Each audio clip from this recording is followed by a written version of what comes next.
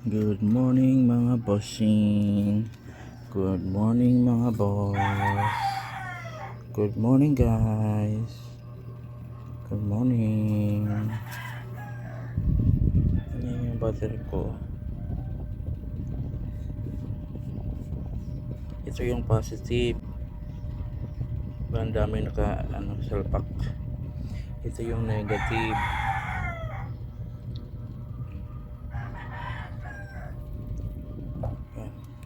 Direct na yun galing sa MPPT SCC papunta sa battery.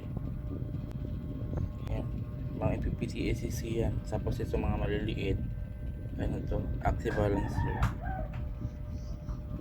Ayan mga boss, pinakita ko lang sa inyo ang ating battery at saka harvest ngayon 238 amps.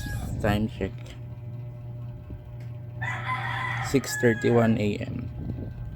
Sorry natin 2.39 amps. I-enjoy natin na 600 watts na mayroong 4 na buska, 160 watts na ka-series na facing west. So ang umaga pa ngayon, so nasa east ang sun, pero ito facing west.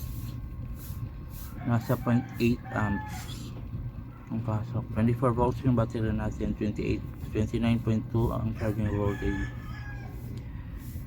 So itong isa natin na Enjoy naman na 200 watts. 200 watts step up. Isang panel lang meron ito. Hantec 160 watts. So 18.4 volts yung VMP ng Hantec. Tapos since 18 yan na 24 volts yung battery natin, step up to. So ang 18.6 ginagawa niyang 29.2 yung charging voltage. So ang battery natin yan is nasa 24.3 volts kasi umaga pa lang, diba? So buong magdamag ginagamit natin siya kasi 24 hours tayo nagsasolar. So medyo low bat na yung battery. So magcha-charge pa lang yan pag ang araw sisikat na. So yan. Tapos ito mga bossing, ating cream of the crop Enjoy 60 amps. Ayan, wala pa akong, diba 6 pa ngayon boss, mga bossing, 6:32. Hindi pa tayo nag-recalibrate, inunahan ko lang, tinignan ko lang, pero I'm surprised to see wala pa tayong ginawang recalibration. Simula umpisa nag-on na tumukusa, simula nung nagka-araw na, nagkasikat ng araw. I'm surprised to see na VMP is 73.4. So within normal range siya mga boss. Hindi siya below 60, hindi siya more than 80. Kaya normal siya. Tapos nasa 2.22 amps. Update ko kayo mamaya mga boss, mga 8. So kung hindi na ba ito bababa ng 60 volts yung VMP, o hindi na ba ito akit ng 80 volts, hindi na ba natin kailangan mag-recalibrate. So anong nangyari? Nag-wonder ako bakit normal yung ano niya ngayong araw na to. Does this prove na hindi araw-araw kailangan i-recalibrate si LG 60 amps? So that's for us to know. So update ko kayo mamaya 8 AM. Check natin, or kung mapansin ko, kailan ko mapansin. Time check guys, 6:56. Umakyat yung guys, VMP guys, hanggang 76.2, 76. Pakyat siya guys. Pag tumutong na yun ng 80, sa tingin ko kailangan na ng recalibration. Update ko kayo guys kung aakyat siya rin, hindi, kung bababa rin or ano. Guys, umakyat pa siya 77 na, pero umakyat din naman yung current 6 amps na. Pero yun, pag 77 na yan, pag umabot din ng 80 pataas, wala na, kailangan na mag-recalibrate kasi mag-i-stagnate na yung current na yan. Ay, sana wag. Okay, update later. Nag 80 na siya guys, VMP, pero mataas naman yung current. Update later.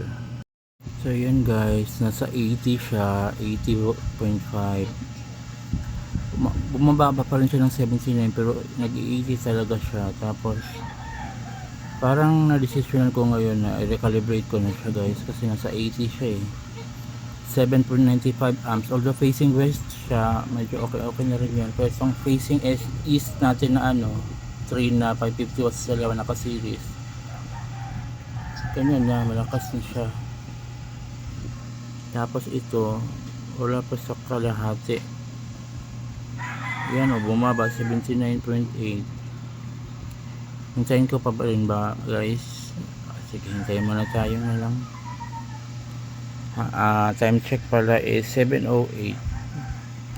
Pag 7:15 nasa 80 pa rin yan, i-recalibrate na natin. 7:15 guys ha, tabayanan nyo guys. Nasa 17 na, mataas pa rin guys. Tapos 7 amps, try na lang natin guys para bumalik siya sa 71. Sige, try natin kasi 7:18 AM na. 7.8 ha, 7.8 amps. Tapos 80 7.8 amps. Tingnan natin kung may mabago. Yang 3 gawin natin